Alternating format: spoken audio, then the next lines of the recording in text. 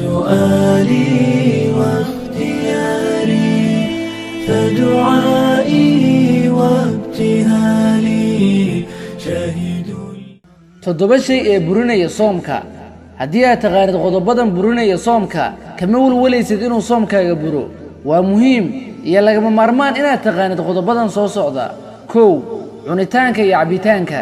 wax waliba oo dhuuntaada hoos ugu aroora afkaa ka galaan ama sankaa ka galaane ayaa loogu yeeri karaa cunitaan iyo cabitaan, wayna jebinayaan soomkaaga.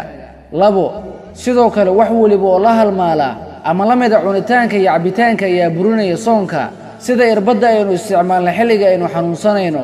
irbadaha oo aad ka qaadatay xididada waa xaalad uu soomkaaga ku burayo, balse haddii aan isticmaalay sheeye aan buuxinaynin booskii cuntada ama cabitaanka sida cirbado qalajiyayaal ah oo kale ama antibiyootig, kuwaasi ma burinayaan soomkaygii.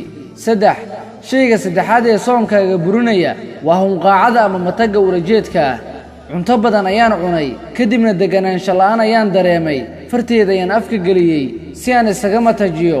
tani soomkaygii way burinaysaa, balse haddii aan matag aniga oon ku talagelin taasi waxba ima yeelayso, soomkiina ma burinayso.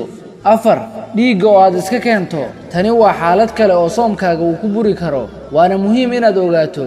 haddii ay noqoto inaad dhiig u shubto qof xanuunsan, taas samee maqribka kadib, waa haddii aysan xaalad degdega aysan jirin.